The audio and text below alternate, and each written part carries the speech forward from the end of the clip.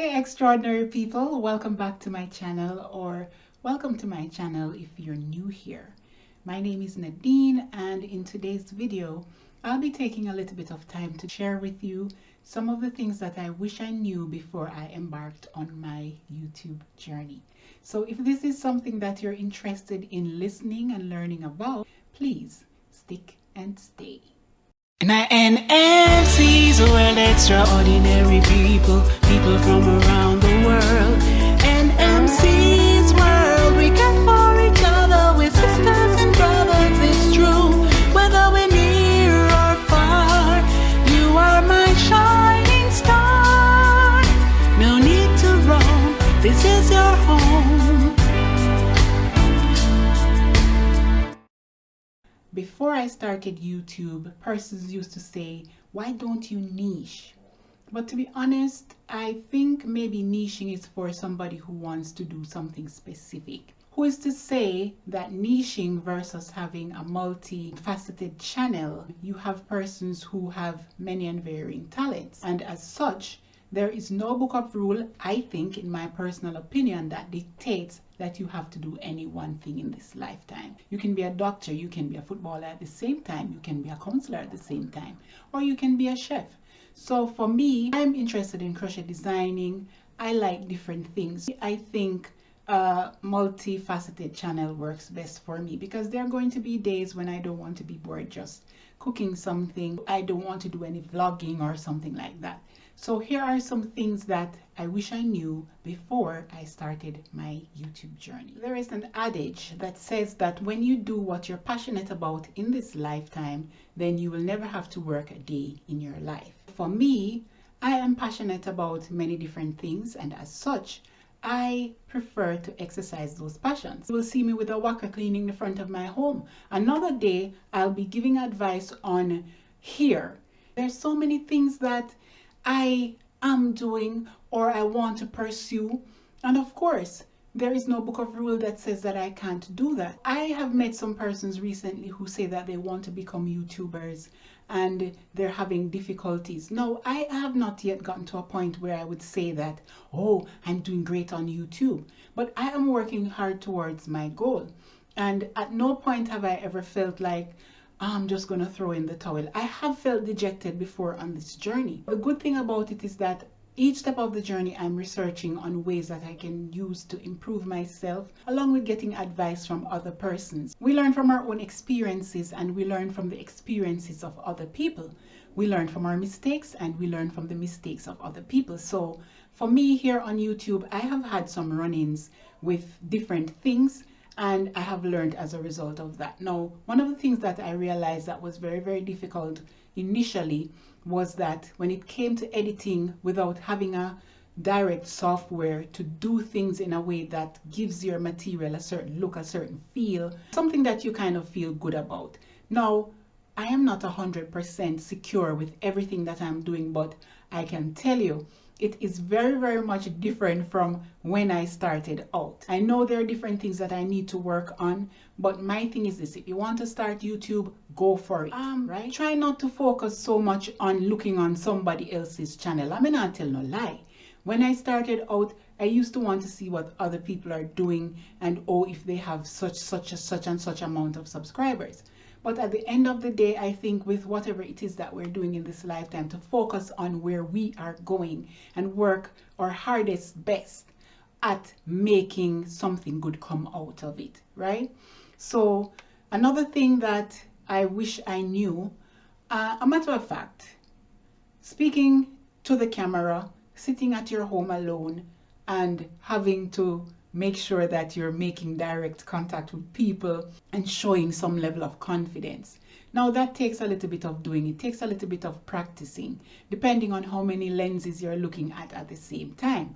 Camera lens. On the phone, if you're turning your cellular phone in a portrait form versus a landscape form, and what sort of results you will get. I had to learn when I'm using a phone for recording to pay attention to the point on the phone where I should focus my gaze. I'm not perfect with that up to this point, but I try my best. So one of the things that needs to be done is that you need to record maybe small pieces and then go and look at how you look in front of the camera, right? So one of the things about me is that I love talking to people, right? I have worked in the capacity of customer service for a number of years. And as such, I don't think I have an issue talking to persons. But sometimes it feels a little bit weird just talking into the lens of a camera. These are some of the things that you need to also practice. It will help a lot. When it comes to thumbnails, I did have a little bit of experience with using the computer and using it to make posters and that sort of thing, business cards. But guess what? There is an easy way that you can use. I don't even stray too far from Canva. I don't think that my thumbnails are the greatest, but I think if I portray what it is that I want to say pertaining to the video that I'm doing, it's a good start. I have promised myself that I'm going to spend some more time and work a little bit harder on my thumbnails, because you know that that will help with your click-through rate. Another point is that when it comes to editing, if you do not have a lot of memory or a device that has a lot of memory, you would want to consider maybe pre-recording a little piece, then sending it to the device that you're going to finish your editing on and delete it from the other device. There are many different ways for you to not become frustrated because you don't have everything. Me personally, I didn't set out and buy a lot of equipments to do YouTube because I wanted to see first how this journey would work out for me. I decided to take YouTube seriously last year, January, February, March. And it is 1 year since I decided to take my channel seriously. I was just using YouTube for the purpose of watching other people's video. And then I decided that, okay, I'm going to delve a little bit deeper into content creation. In this case, I got monetized in 8 months. I got monetized last January. One of the things that you have to remember while you're on this YT journey is to find things to keep you motivated. One of the things you need to do is to also ask yourself a few questions. One of the questions you can ask yourself while you're on this YT journey is, how many hours can I devote to my YouTube channel? Because this is very, very important. I have come to realize that you don't just get up and do something when you come on YouTube on the spot like that. Some people are possibly good at doing that, but in everything that we do in life, I personally believe that we should set goals and we should have a little bit of outline or plan to what we need to do at times. If it is that you're going to be spending 3 days out of your week or dedicate that time to your channel, then you need to schedule yourself and stick to that. Are you going to be posting videos once per week? Decide on a day that you're going to be posting that video one time for the week and be consistent at doing that.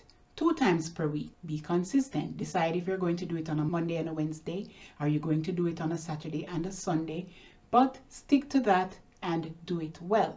For me, when I just started out, I was posting videos consistently twice per week. There was a little slump because if you're not careful and if you're not planning forward, it can become a little bit overwhelming. Now that I have put in the work and I've gotten the necessary push that I needed in the direction in which I'm going in terms of getting my 1,000 subscribers, also with getting the 4,000 watch hours, becoming monetized and all that good stuff. I'm proud of myself. I'm proud of my journey. I became monetized in the space of 8 months, and it is really, really a blessing. You have to note that YouTube is not a one-size-fits-all, and it's going to work that way for everybody.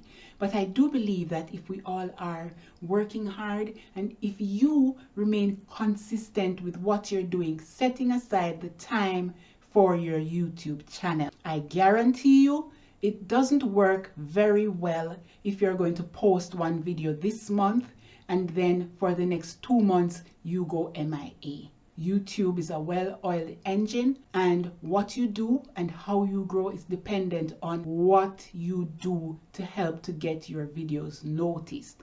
I can tell you, consistency, consistency, consistency is the key. Make sure that you're making time for your channel. Set aside time exclusively for the different things that you need to do when you're creating your videos and or posting them. What I mean by this, for example, set aside a day that you want to record. Take one day and record several different pieces, several different clips, several different tutorials. Let's say you're doing tutorial. You can batch record those, take another day to batch edit, take another day, you post and you set them in the format in which you want to do your upload. Very, very important. So you can take a day to film, another day to edit, another day to fine-tune everything, post, put together your description, think of your thumbnail. Now, I'm not saying that I have the most perfect descriptions,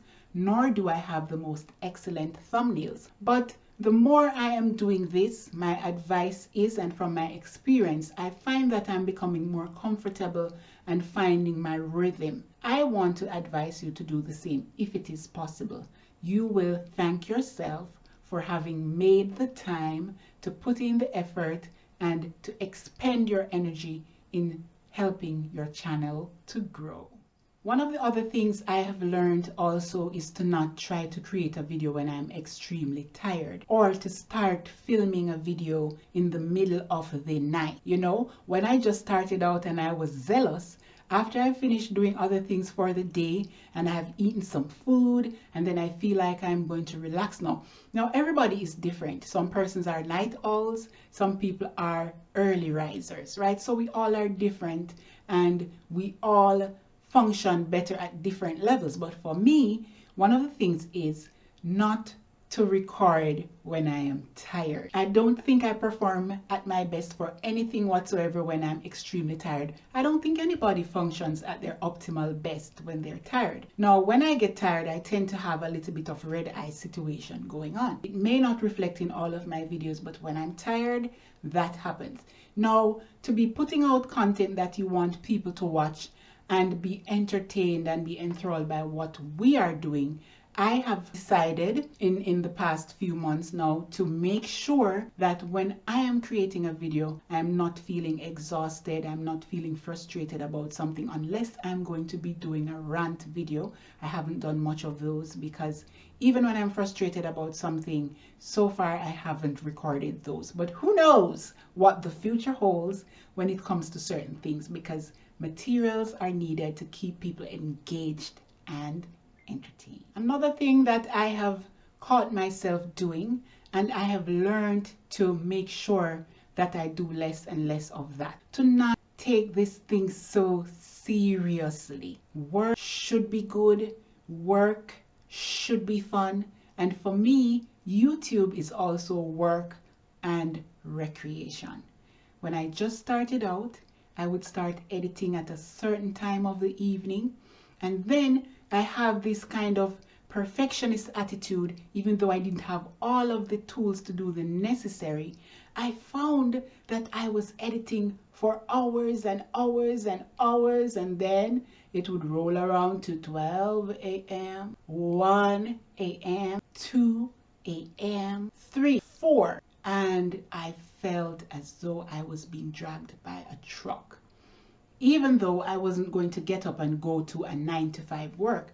But the whole point that I want to make with saying this is, don't run yourself ragged around the edges trying to make it on YouTube.